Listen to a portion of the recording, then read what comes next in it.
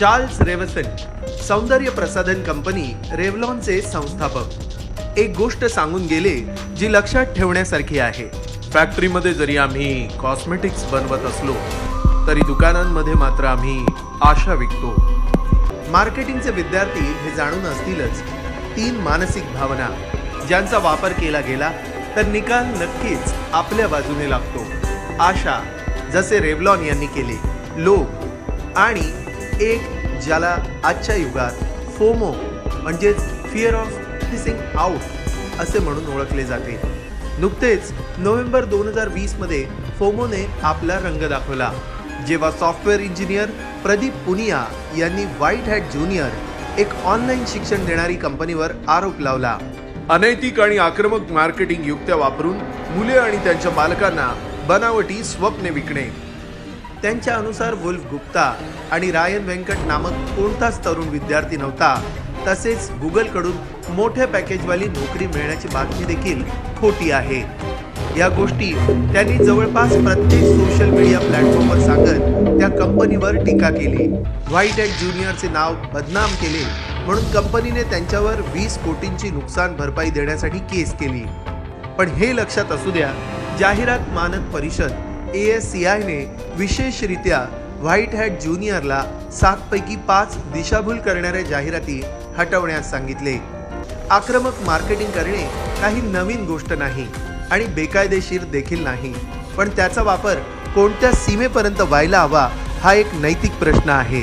त्याचबरोबर सरळ 1-to-1 भेटीत जेव्हा संधी मिळते तेव्हा अधिक आक्रमक मार्केटिंग केली जाते, कारण ग्राहकांचे लक्ष हे सेल्समन किंवा कंपनी प्रतिनिधींवरच असते.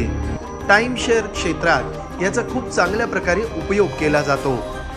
अशा प्रकारात तरुण वर्गाला एका छान कार्यक्रमात बोलवून त्यांना त्यांचे आवडीचे जेवण दिले जाते.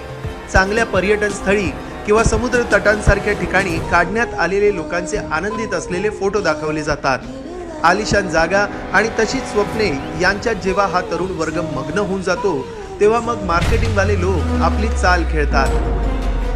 त्याच स्वप्नांना हकीकतमध्ये बदलण्यासाठी ते काही लाखांचा प्रस्ताव समोर ठेवतात, ज्यात तुम्ही पुढील 25 वर्षांसाठी तसे हॉलिडे पॅकेजेस मिळवू शकतात. पण एक अट आहे, ही ऑफर तेव्हाच आहे जोपर्यंत तुम्ही ह्या हॉलमध्ये आहात. तरुण वर्ग घरी येऊन चिंतेने भयभीत होतो जेव्हा त्यांना आपल्या खरेदीचा पश्चाताप होतो. खूप सारे पैसे खर्च झालेत, मला या लोकांनी मूर्ख बनवलेले आहे.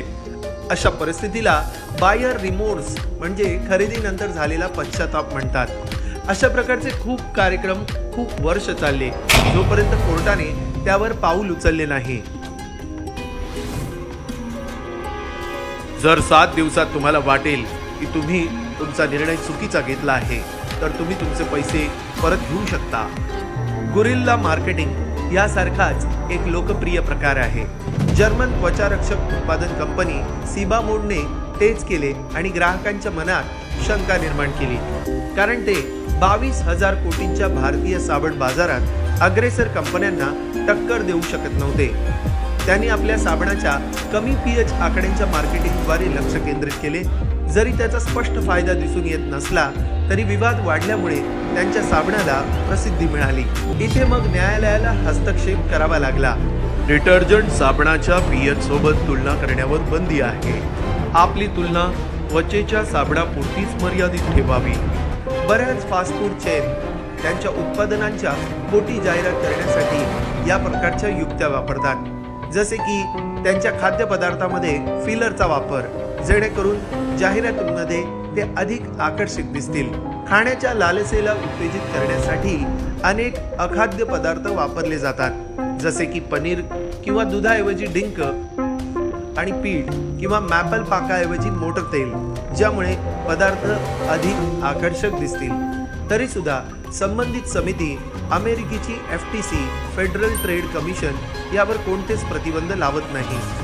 पण जोपर्यंत डिंक आणि मोटर तेल असलेले खाद्यपदार्थ ग्राहकांना दिले जात नाहीत तोपर्यंत नियम लागू आहेत. 2009 मध्ये ब्रिटिश जाहिरात नियामक मंडळ ASA ने ओलेच्या एका क्रीमच्या जाहिरातीवर प्रतिबंध लावला.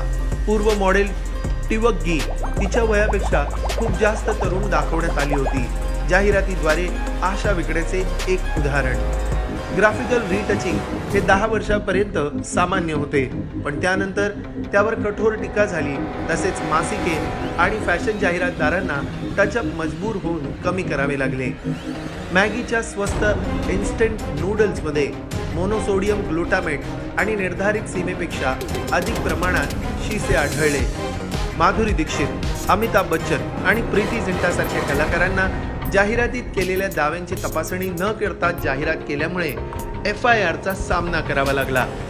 KFCने 2004 मध्ये एका परत घेतलेल्या जाहिरातीत दावा केला की त्यांच्या चिकन ब्रेस्टमध्ये फक्त 11 ग्रॅम्स कार्बोहायड्रेट आणि 40 ग्रॅम प्रोटीन होते, ज्यामुळे जरी तुम्ही ते 2 खाल्ले तरी बर्गर किंगच्या एक चिकन वॉपरपेक्षा चांगले आहे.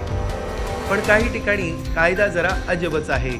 एनर्जी ड्रिंक रेडबुलच्या टॅगलाईनमध्ये म्हटले जाते, रेडबुल देतो तुम्हाला पंख, एकाग्रता, प्रतिक्रिया, गती आणि लक्ष केंद्रित करण्यास मदत करतो. पण 10 वर्षापासून रेडबुल पिणाऱ्या एका व्यक्तीने या शब्दांना वास्तविकरित्या घेतले आणि रेडबुलवर केस केली. ना माझे पंख निघाले, ना मी बुद्धिमान झालो, ना मी शक्तिमान झालो, काहीच झाले नाही.